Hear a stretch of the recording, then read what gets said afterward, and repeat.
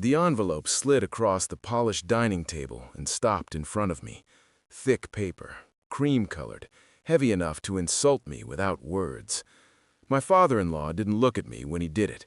He cut his steak instead, slow and precise, as if offering me employment was a chore beneath his appetite. "This could help you," he said quietly. My wife didn't meet my eyes. She stared at her wine glass, rotating the stem between her fingers. Nervous habit. She only did that when she was lying or hiding. Around us, silverware clinked. The chandelier hummed.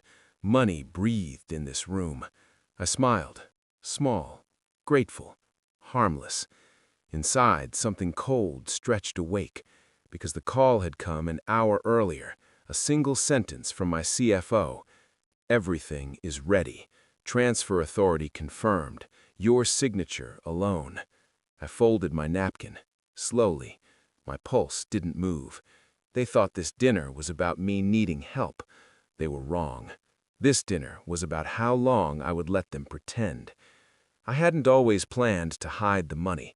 At first, it was just discretion, old habit, the kind men like me learn early. Stay invisible, move quietly, control outcomes. But then I noticed how my wife talked about success, not our future, hers. Her father's approval mattered more than my presence. His company dinners replaced our anniversaries. His praise outweighed my silence.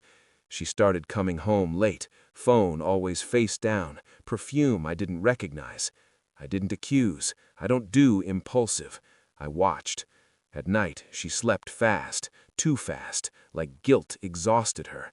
Sometimes she whispered a name that wasn't mine. I told myself it was stress. I told myself lies are lighter when you don't test their weight. Then I saw the emails. Not romantic, strategic, plans, assurances, promises of protection. She wasn't cheating with a man. She was cheating with a future, one that didn't include me. Her father was positioning her to replace him, and I was the weakness, the expendable husband with no visible worth.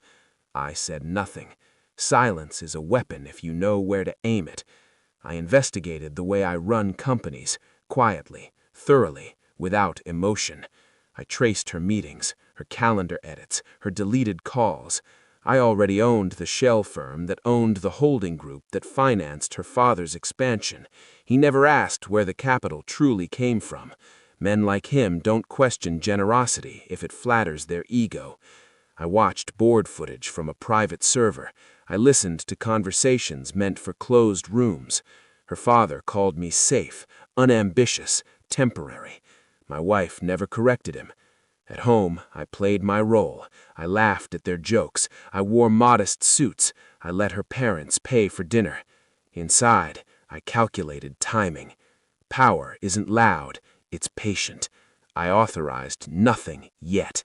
I waited, because truth hits hardest when people believe they're winning. Dessert arrived. Her father cleared his throat and finally looked at me. "There's an opening," he said. "Junior operations.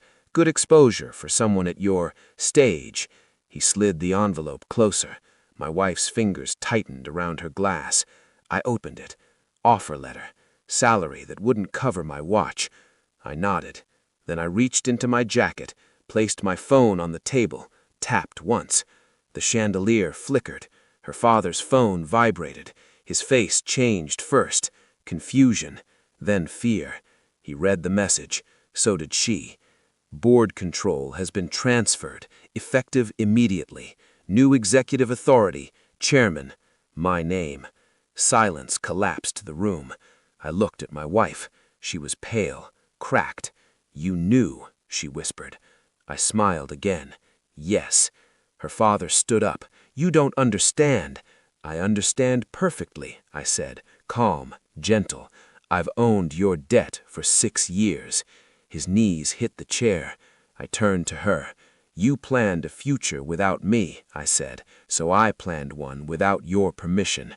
Tears, apologies, noise. I stood, adjusted my cuffs. "I won't be firing you," I told her father. "That would be emotional. I'm restructuring." I leaned closer. "You'll keep the title, lose the power. Every decision filtered through me. To my wife, quietly, "You wanted control. Now you'll watch me exercise it." I walked out.